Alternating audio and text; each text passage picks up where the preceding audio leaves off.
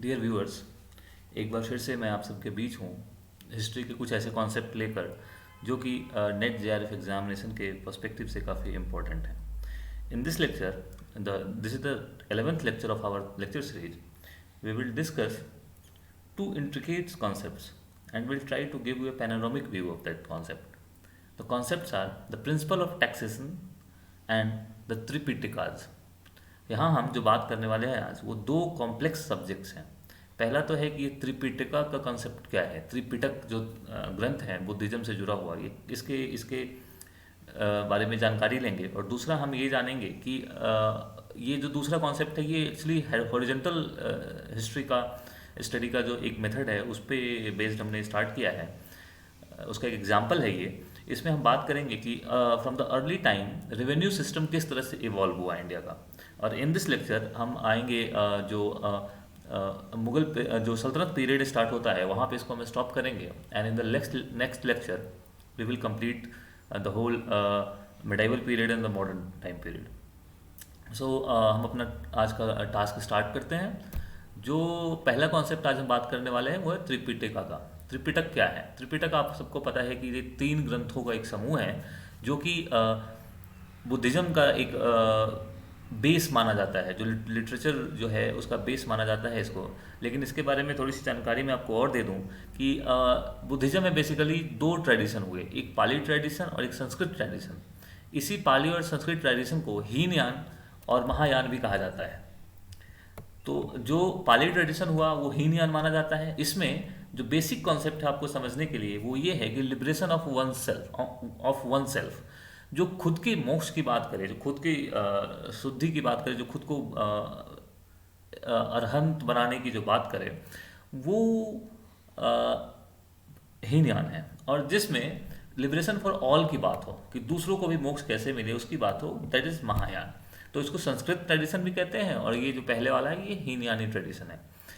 इसमें जो हीनयानी ट्रेडिशन है इसमें सिर्फ जो पाली में जो ग्रंथ लिखे गए हैं उनको मानते हैं, उनकी उनकी जानकारी को वो अपने उसमें मानते हैं, अपने प्रैक्टिस में लेते हैं। जबकि जो संस्कृत ट्रेडिशन है उसमें जो लेटर कमेंट्रीज हुए हैं पालिक कैनन्स पे उनको भी वो आत्मसात करते हैं।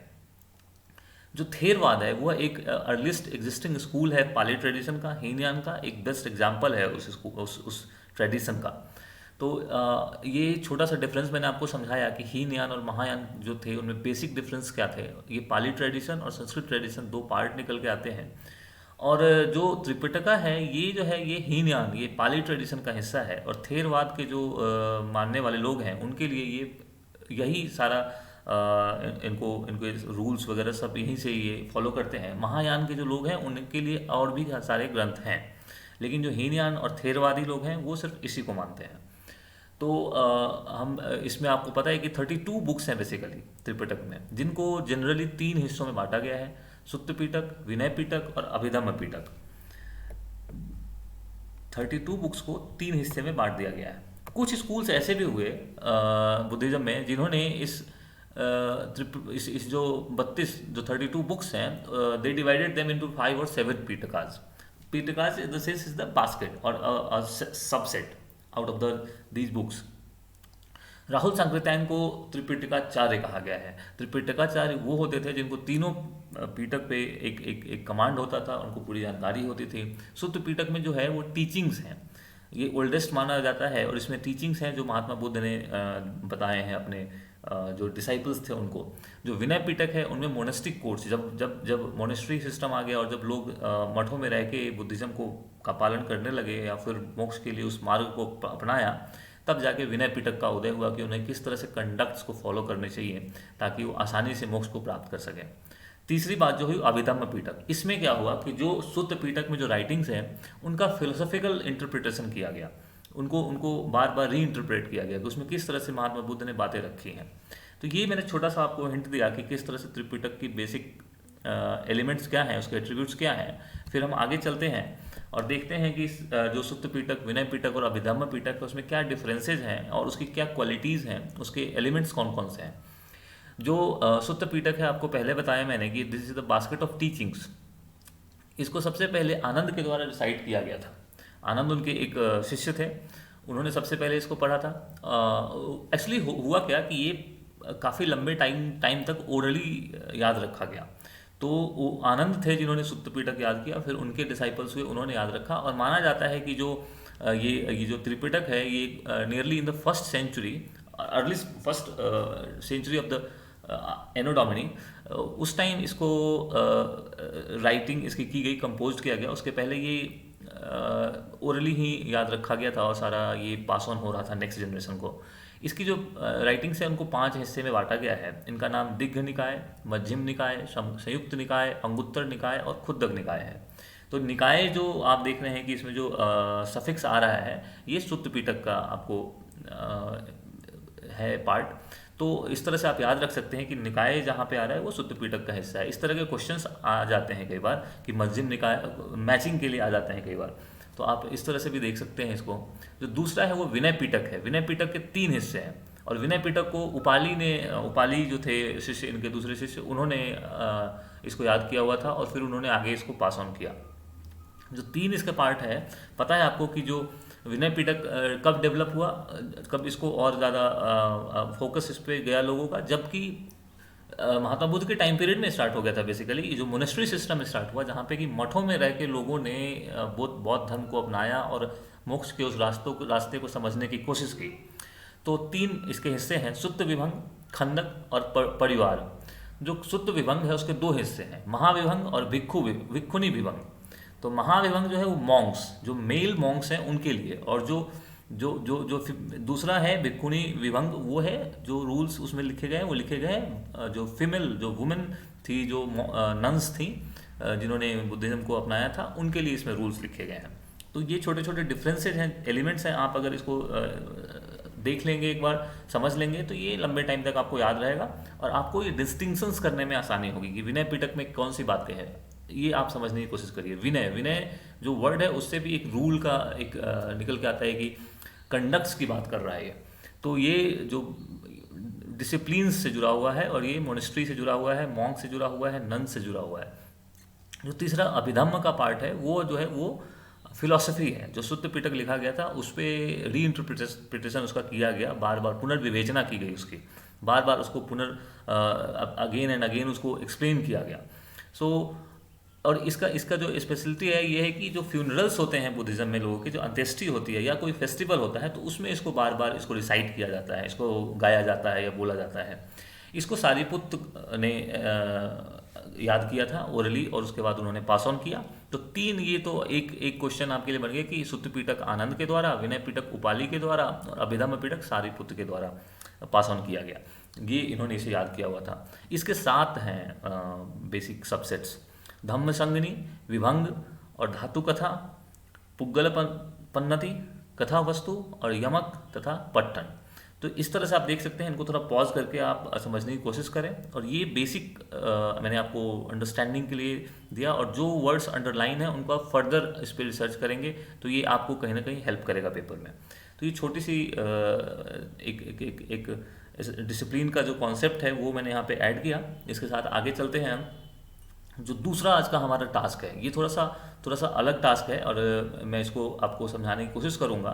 इसमें हम क्या करने वाले हैं कि हम अर्ली टाइम से रेवेन्यू सिस्टम पे बात करना शुरू करेंगे और पूरे जो एंशिएंट हिस्ट्री जिसको कहते हैं आप, उसके पूरे पीरियड में इसको हम आज डिस्कस करेंगे। And in the next lecture हम जो दूसरे पार्ट बचते हैं मेडाइवल के, चूँकि इसको इकट्ठे ये ब्रेक, हमारा जो लेक्चर है इसको ब्रेक करना पड़ रहा है, ये पार्ट ब्रेक नहीं है, क्योंकि अगर एक साथ करेंगे तो काफ़ी लंबा लेक्चर हो जाता, तो फिर वो एक तरह से बोरिंग हो जाता है या फिर कंटिन्यू नहीं कर पाते हम। तो इसको यहाँ पे 2 लेक्चर्स में मैंने इसको कंक्लूड करने की कोशिश की है।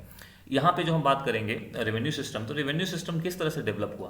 देखिए, जो वैदिक पीरियड है और लेटर वैदिक पीरियड है वहाँ पे काफ़ी कन्फाइंड रहा। काफ़ी कन्फाइंड इसलिए रहा क्योंकि जो किंग होता था तो वो एक तरह से डायरेक्ट कांटेक्ट में था अपने लोगों के बीच में, और बहुत ज़्यादा रेगुलेटेड फॉर्म नहीं था। बहुत ज़्यादा रेवेन्यू का रेगुलेटेड फॉर्म हमें देखने को नहीं मिलता है। जो महाजनपद का टाइम पीरियड होता है वहाँ से एक रेगुलेटेड फॉर्म देखने को हमें मिलता है, जबकि क्वाइंस भी आ गए हैं, टैक्सेशन के नए नए मीडियम से स्टार्ट हो गए हैं, तो वो एक टाइम पीरियड स्टार्ट होता है। लेकिन जो राइटिंग लिटरेरी में हमें जो इसके एविडेंसेस मिलने शुरू होते हैं प्लेंटी ऑफ एविडेंसेस, वो हमें मिलते हैं मॉडर्न पीरियड में। जो अर्थशास्त्र है उसमें कम से कम 20 अलग अलग तरह के टैक्सेस की बात की गई है। यहाँ आप देख सकते हैं, जो हमने फिगर में डिस्कस करने की कोशिश की है इस ग्राफ में, ये देखिए आप यहाँ पे ये 3-4 मैंने आपके लिए यहाँ पे इसको हाईलाइट किया है। ये थोड़े से इंपॉर्टेंट है, हालांकि 20 के 20 तो टैक्स थे, लेकिन आप सारे याद रख तो नहीं रख सकते हमेशा। तो कुछ तो ऐसे हैं जो उनके नाम से आपको समझ में आ जाएगा कि ये टैक्स की बात कर रहा है, और कुछ हैं जो कि काफ़ी इंपॉर्टेंट है एग्जाम के पर्सपेक्टिव से। जैसे कर, कर जो है ये टैक्स इन कैश होता था, जो कैश में आप देते हैं। और वही प्रतिकर, प्रतिकर जो गुड्स में, काइंड में, यानी जो कोई वस्तु के रूप में आप अगर टैक्स देते हैं दैट इज प्रतिकर, और जो कैश में देते थे वो कर होता था। निष्क्रम में, निष्क्रम में क्या होता था, एक्सपोर्ट ड्यूटी। जब कोई आइटम आप एक राजा के क्षेत्र में बनाते हैं और उसको बेचने कहीं और जाते हैं, दैट इज निष्क्रम में टैक्स लगता था। उसके अपोजिट एक प्रवेश्य टैक्स था। प्रवेश्य था कि आप इंपोर्ट पे टैक्स करते हैं, जब कोई प्रोडक्ट बाहर से अंदर स्टेट में इन करता है तो उस पर टैक्स लगाया जाता है। इसके अलावा एक जो टैक्स है, आप देखिए सबसे ऊपर 3 नंबर में जो है कि द्वार बाहरी कर दिया, तो ये ऑक्ट्रॉय था। होता क्या था कि एक स्टेट से किसी दूसरे स्टेट में अगर आपको जाना है और बीच में कोई स्टेट आ रहा है, वो टैक्स लेता था, दैट इज ऑक्ट्रॉय, चुंगी। तो यहाँ पे इस तरह के आप कॉन्सेप्ट्स हैं, उनको समझ सकते हैं। ये कब का है, ये है, हाँ, विस्टी की भी बात है इसमें। विस्टी जो लेबर टैक्स है एक तरह से, जिसमें कि फोर्स लेबर बाद में ये कन्वर्ट हो गया। वेठी का फॉर्म देखते हैं मॉडर्न पीरियड में बन जाता है, जो हिमालयन रीजन है वहाँ पे। तो ये जो विस्टी है इस टाइम से आपको देखने को मिलता है। अर्थशास्त्र में ये सारे 20 के 20 टैक्स के नाम जो हैं वो टर्मिनोलॉजी यूज किए गए हैं। जो अर्थशास्त्र जो बुक है कौटिल्य की, वहाँ से ये मेंशन कर रहा हूँ मैं आपके लिए। और 3 जो बेसिक जो ऑफिसर्स होते हैं मॉडर्न पीरियड में, वो उनका नाम यहाँ पे आपके बीच में रख रहा हूँ। ये समाहर्ता, द कलेक्टर इन चार्ज। उसके बाद अक्षपाटला, अध्यक्ष। तो ये अकाउंटेंट जनरल होते थे, इनके पास सारा हिसाब किताब होता था। और सन्निधाता, सन्निधाता चीफ ट्रेजरी ऑफिसर होते थे। तो ये 3, ऐसा नहीं है कि ये 3 ऑफिसर ही होते होंगे, लेकिन हमें जो एविडेंसेस मिले हैं उनके आधार पे हम ये चैलेंज कर सकते हैं कि ये 3 जो लोग थे, ये कहीं ना कहीं रेवेन्यू डिपार्टमेंट से जुड़े हुए लोग थे। और ये 20 जो अलग अलग टैक्सेस हैं ये अर्थशास्त्र में मिलते हैं, ठीक है। तो यहाँ पे मॉडर्न पीरियड का मैंने आपको एक ग्लांस देने की कोशिश की कि यहाँ पे आप देखिए कि पूरा जो टैक्सेशन, जो रेवेन्यू सिस्टम है वो रेगुलराइज हो चुका है। यहाँ पे जो राजा का जो एक सुपरलेटिव पावर है वो ना कहीं इस्टेब्लिश हो गया है, और एक सिस्टम डेवलप हो गया है कि आपको राजा को एक पार्ट ऑफ योर डीड्स आपको देना ही पड़ेगा। उसके बदले में राजा आपको सुरक्षा मुहैया करेगा और आपके लिए न्याय की उचित व्यवस्था करेगा। ये 2 बेसिक कॉन्सेप्ट होते थे। हम आगे चलते हैं। पोस्ट मॉडर्न पीरियड, मॉडर्न के बाद जो पोस्ट मॉडर्न पीरियड है, वहाँ पे आप देखें कि 2 साउथ में संगम लिटरेचर मिलते हैं। हालांकि इसका जो टाइम पीरियड है ये काफ़ी विवादित है। ये इसके पहले का, कई स्टूडेंट्स मानते हैं कि पहले का है मॉडर्न पीरियड, या उससे भी पहले का। और थोड़ा ऊपर आंध्रा का जो रीजन है, वहाँ पे सातवाहनों का दबदबा रहता है। तो यहाँ पे आप देखिए कि पोस्ट मॉडर्न पीरियड में जो संगम है, वहाँ पे ये कुछ टर्म्स आपको पेपर के लिए इंपॉर्टेंट है। मा एंड वेली, ये जो था ये लैंड मेजर्स था। जैसे आज बीघा में मेजर करते हैं, एकड़ में मेजर करते हैं, उस तरह से ये 2 टर्म थे। कलम was the term, measurement term for grains, जो उपज था उसको मेजर करने के लिए टर्म यूज होता था, ठीक है। इरई और करई, ये 2 टर्म साथ में है। जो इरई है वो बूटी जो होता था, जैसे कोई लूट का जो बाद में खुम्स जो कहते हैं, जो सल्तनत पीरियड में खुम्स, तो दैट वाज इरई। जो आप कोई एरिया से लूट के लाते हैं तो उसमें हिस्सा जो होता था राजा का, वो होता था। क्योंकि उस समय तो एक इस तरह की लड़ाई छिड़ ही रहती थी। दो या 4 जो आसपास के रीजन है आपके, उस पर आप जाते हैं, वहाँ पे उनको कैप्चर करते हैं और वहाँ से धन लूट के लाते हैं, तो उसमें एक राजा का हिस्सा होता था। करई, लैंड रेवेन्यू। हालांकि हमें किसी भी जनरल इंस्क्रिप्शंस में या राइटिंग में हमें एक ऑर्गेनाइज्ड लैंड रेवेन्यू सिस्टम का हमें जानकारी नहीं मिलता है संगम पीरियड का। एक पट्टिन पल्लई करके एक राइटिंग है, एक बुक है, जिसमें कि हमें पुहार रीजन के टैक्सेशन का पता चलता है। पट्टिन पल्लई पे आप जरा और रिसर्च करिए, ये बहुत इंपॉर्टेंट है हमारे काम में का है ये। और जो चोल वंश के लोग थे, उनका कुंभकोणम में ट्रेजरी था, वहाँ पे उनके धन जमा होते थे। कुंभकोणम ये जगह वही है जहाँ पिछले लेक्चर में हमने स्वामी मलाई की बात की थी, ये पास में ही है दोनों जगह। तो आप इसको ऐसे भी याद रख सकते हैं कि स्वामी टेम्पल जो स्वामी मलाई में है, और ये कुंभकोणम जहाँ पे कि चोलाज का ट्रेजरी था। इस तरह से याद रख सकते हैं। वहीं पे अगर हम सातवाहना की बात करें, ये भी उसी टाइम, जो टाइम पीरियड अभी आप मानते हैं, एक ही टाइम पीरियड में थे दोनों। तो वहाँ पे ये जो नानाघाट इंस्क्रिप्शन है उसमें रिलीजियस ग्रांट की बात हमें मिलती है, नाहपान की जानकारी मिलती है। और एक जो सॉल्ट टैक्स है, सॉल्ट टैक्स हालांकि मॉडर्न पीरियड में भी था, लेकिन यहाँ पे आते आते वो बहुत ही चैनलाइज, बहुत ही स्ट्रिक्ट हो गया है। लवणाध्यक्ष, उसके लिए एक पोस्ट भी क्रिएट कर दिया गया है। जो लवणाध्यक्ष का पोस्ट हमें मॉडर्न उसमें जो अर्थशास्त्र का राइटिंग है उसमें नहीं मिलता है। तो इससे हम एक गेस कर सकते हैं कि यहाँ पे आके ये इंपॉर्टेंट डिपार्टमेंट हो गया था जहाँ से सॉल्ट पे भी टैक्स कलेक्ट किया जाता था। एक और रीजन है, ये आप जो रीजन सातवाहना जो लोग थे, ये इनका जो शासन था वो कहीं ना कहीं समुद्र के तट तक था। तो इस वजह से भी हो सकता है कि सॉल्ट टैक्स में इनका इंटरेस्ट ज़्यादा रहा हो। जो मौर्यन थे उनका इस तरह का कम था। अशोक के पीरियड को अगर छोड़ दें तो बहुत ज़्यादा उनका जो जो कोस्टल रीजन है उस पर बहुत ज़्यादा कमांड नहीं था। वहाँ पे जो ट्राइबल लोग थे उनके, जो वहाँ के जो ओरिजिनल लोग थे उनका कमांड था। सो यहाँ पे एक और बात होती है कि जो कैश कलेक्शन है वो सब्सटैंशियल हो जाता है, बहुत पार्ट उसका बड़ा हो जाता है। दो जो इंपॉर्टेंट टैक्स है, देयमेय और कारुकर, ये इस टाइम के लिए इंपॉर्टेंट है। भोग तो काफ़ी पहले से सर्वाइव कर रहा था और यहाँ भी कंटिन्यू किया, बट ये दो जो टर्म है आपको याद रखने हैं, देयमेय और कारुकर। ये आप बिल्कुल इसको नोट कर लें, ये काफ़ी इंपॉर्टेंट है even for the UPSC students. So we are moving to the next slide, that is यहाँ पे हम आगे गुप्ता पीरियड पे। गुप्ता पीरियड में देखिए काफ़ी चेंजेस हो जाते हैं। गुप्ता पीरियड जो है वहाँ से आप देखते हैं कि फ्यूडलिज्म का एक तरह से बिगिन होता है। हालांकि सातवाहनों ने भी लैंड ग्रांट स्टार्ट कर दिया था, लेकिन यहाँ पे वो खुल के होने लगा, काफ़ी ज़्यादा होने लगा। और यहाँ से डिसेंट्रलाइजेशन ऑफ पावर का एक बड़ा ही अद्भुत एग्जाम्पल देखने को मिलता है हमें इंडिया में। जबकि समुद्रगुप्त ने उनको लिबरेट कर दिया, उनको फ्री कर दिया कि आप खुद से रूल करो, और हमें एक पार्ट फिक्स कर दिया कि इतना हमें टैक्स आप दे दिया करो साल में। क्योंकि बहुत बड़ा एरिया उसके कमांड में आ गया था, तो इतना हैंडल करना मुश्किल होता है किसी भी राजा के लिए। उस समय मीन्स ऑफ कम्युनिकेशंस भी बहुत लिमिटेड थे। So state exclusive owner of the land, Paharpur inscription जो है उससे हमें पता चलता है कि जो राजा है वो जितनी भी भूमि है उसका जो एक्सक्लूसिव ओनर है वो राजा ही है, भले ही वो आपके पास हो लेकिन उसका ओनर है। हाँ, जो प्रोड्यूसेज है उसका ओनर वो नहीं है, लेकिन जो लैंड है उसका ओनर वही है after all. So rise in land grants and level और इंटरफेरेंस। हाँ, यहाँ पे आप देखिए कि जो सातवाहना पीरियड है वहाँ पे जो लैंड ग्रांट होते थे उसमें राजा के लोगों का उस लैंड ग्रांट वाले लैंड पे कोई खास कमांड नहीं होता था। लेकिन गुप्ता पीरियड में क्या है कि ये मेंशन किया जाता था उसमें, जो जो राइटिंग जो कॉपर प्लेट्स दिए जाते थे उसमें ये मेंशन किया जाता था कि राजा का कितना उस पर कमांड है। लेट सपोज कि वहाँ पे कोई ज़मीन के नीचे कोई धन का वो होर्ड मिल जाता है, तो फिर उस पर किसका कमांड होगा। तो ये मेंशन किया जाता था जो कॉपर प्लेट दिए जाते थे उस पर। और यहाँ पे फ्यूडलिस्टिक डिसेंट्रलाइजेशन का स्टार्टिंग हो जाता है। इस टर्म को आप ध्यान में रखें, जो राइटिंग है उसमें भी इस्तेमाल कर सकते हैं आप इस टर्म को, कि गुप्ता पीरियड में इसका बिगिनिंग एक तरह से हो जाता है। और आप देखिए कब, जब हमेशा यही होता है कि जब कोई राजा बहुत सारे क्षेत्र जीत लेता है, फिर वो वहाँ पे अपने छोटे छोटे अपने अपने नुमाइंदे बिठाता है और उनसे शासन करवाता है। और बाद में वो धीरे धीरे जब राजा जो सेंट्रल पावर है वो अगर वीक हो जाता है तो नुमाइंदे अपने आप को फ्री महसूस करने लगते हैं और वो सारा का सारा टूट जाता है, बिखर जाता है। 14th सेंचुरी में जब मोहम्मद बिन तुगलक और 18th सेंचुरी में जब मोहम्मद शाह रंगीला होता है, तो उसके टाइम में यही प्रॉब्लम आती है कि डिसेंट्रलाइज्ड गवर्नेंस को वो संभाल नहीं पाता है और सारा का सारा बिखर जाता है। गुप्ता पीरियड में हमें ना कम से कम 5 तरह के लैंड देखने को मिलते हैं, जो आगे चल के 4 ही रह जाएंगे। 4 क्यों रह जाएंगे? क्योंकि यहाँ पे जो अपरहत एक आप देख रहे हैं कि लैंड सिस्टम है, जंगल सिस्टम, जंगल लैंड जो है ये कहीं ना कहीं कंटिन्यू नहीं कर पाएगा, क्योंकि एक एरिया जो वो साफ कर लेते हैं धीरे धीरे, तो वहाँ पे वो इनफ हो जाता है सल्तनत पीरियड तक आते आते। तो ये अपराध वाला जो है ये कहीं ना कहीं वैनिश हो जाता है। बाकी जो 4 हैं वो किसी और नाम से कंटिन्यू करते रहेंगे। तो इनको आप ज़रा एक बार देख लें, ये इंपॉर्टेंट है।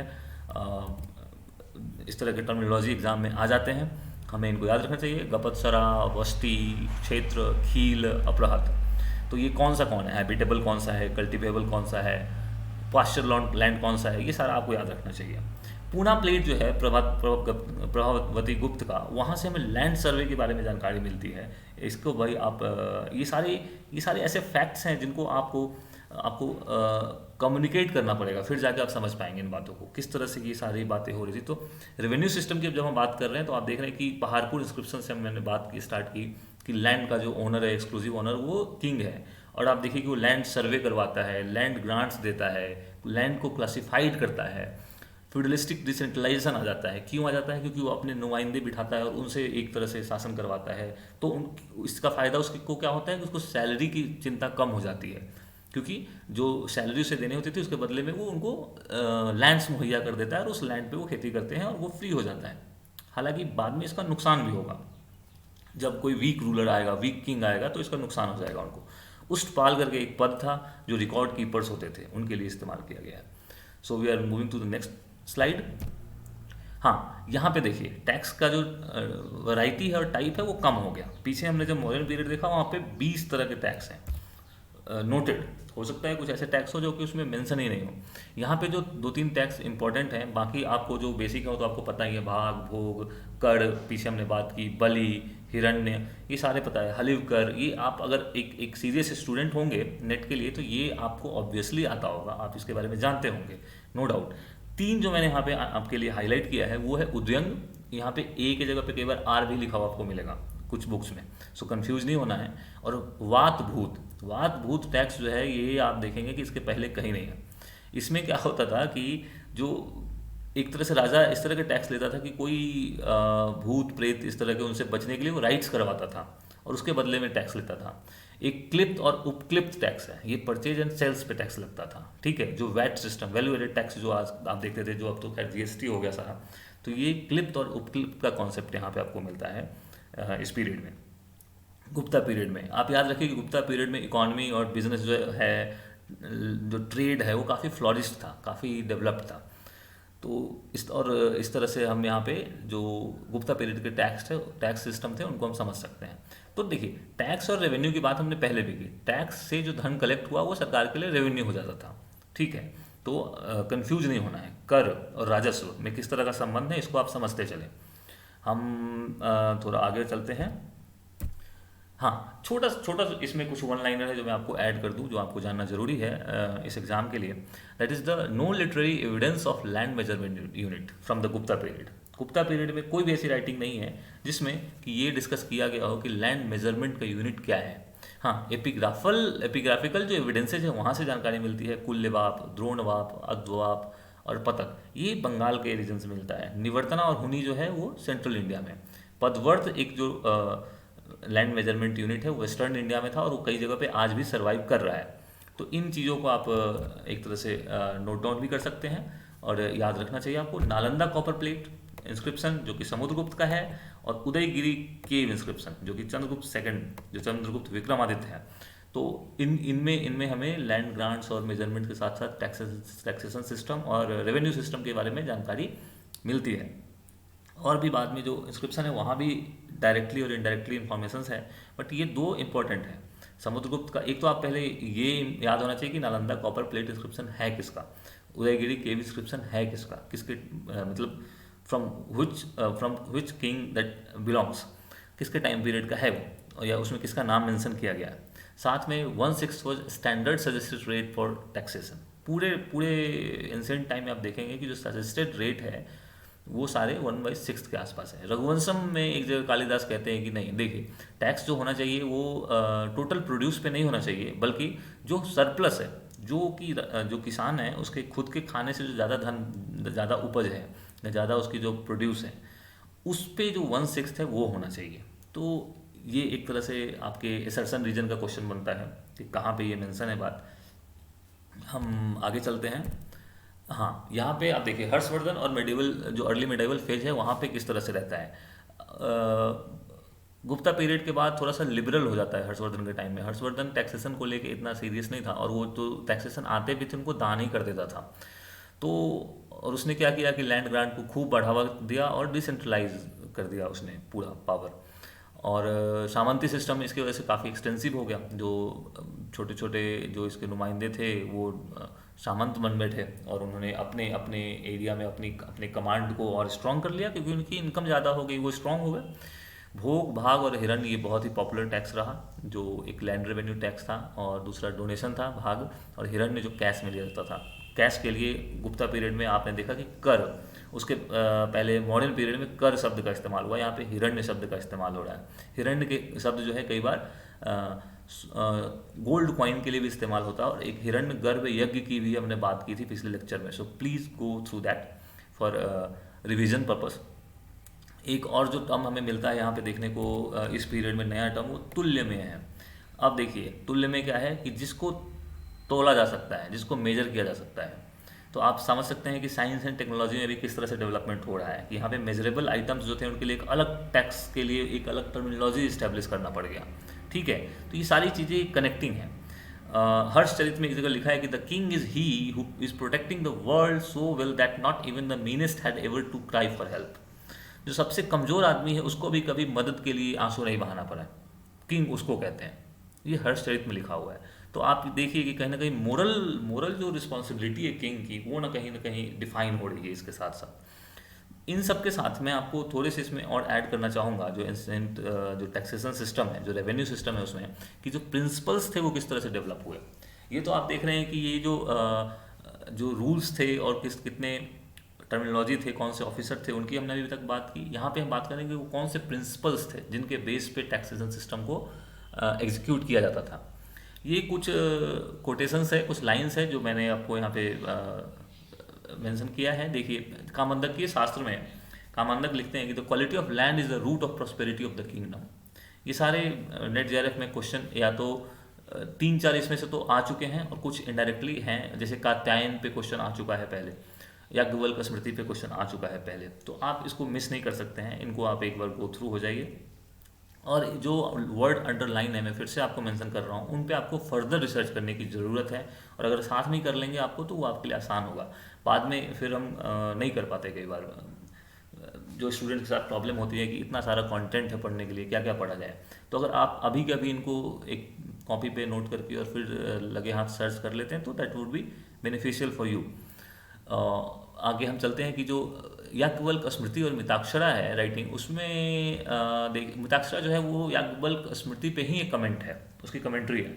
उसमें कहते हैं कि king should take 6 part of the deeds of his subjects. जो प्रजा है उसके जो उपज है, उसका जो वर्चुअस डीड्स है, उस पर 1/6 से ज़्यादा का राइट किंग का नहीं है। ठीक है। कात्यायन कहता है कि जो king is the lord of all types of land. सबसे पहले कात्यायन ने इस बात को कहा। Katyayan was a mathematician, famous mathematician. तो इन्होंने इसके पहले कहीं नहीं है। तो ये एक बहुत ही हिटेड क्वेश्चन है आपके लिए नेट के एग्जाम के लिए कि who said for the first time that the lord of the all types of land is the king. So that was Katyayan.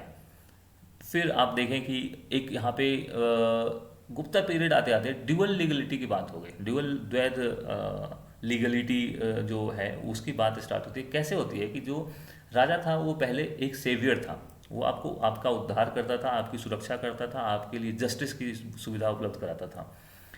बाद में क्या हुआ कि उसको कात्यायन ने क्या घोषित कर दिया कि ये तो ऑनर ऑफ द लैंड है। तो अब टैक्स लेने का जो राइट हो गया वो डबल हो गया।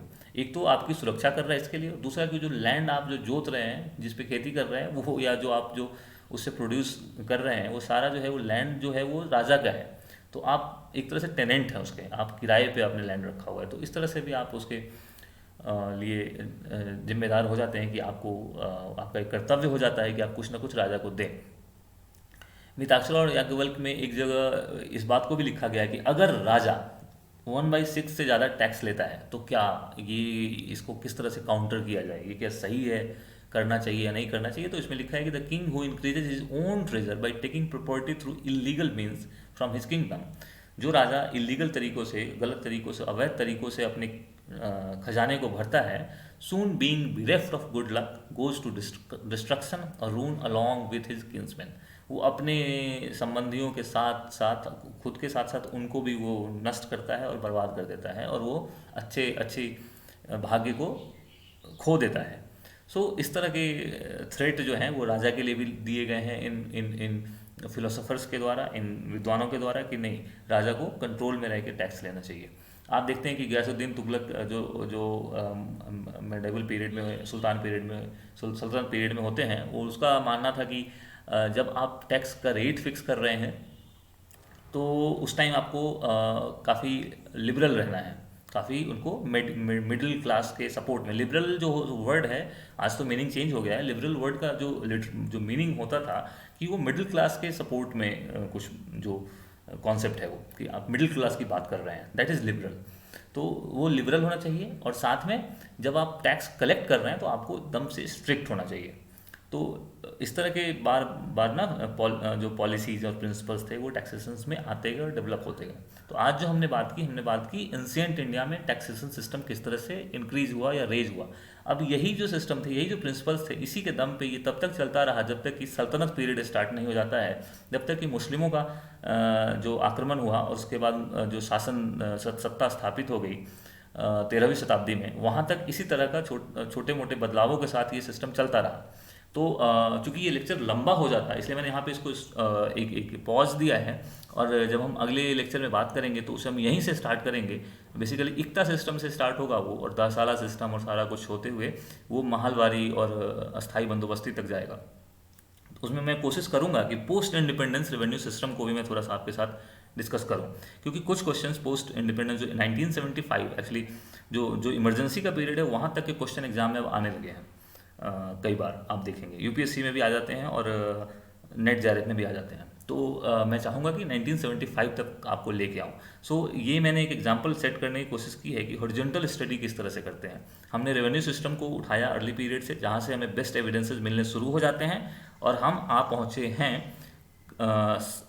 10वीं और 11वीं शताब्दी तक, और देखेंगे कि 12वीं और 13वीं शताब्दी में जिस तरह से कन्फ्लिक्ट्स होते हैं और नए सत्ता स्थापित होती है, नई व्यवस्था स्थापित होती है, जिसमें पर्सियनाइजेशन ऑफ इस्लाम हो चुका है, और वो पर्सिया से बहुत कुछ सीख के आया है, अरब से बहुत सारी चीज़ें लेके आया है।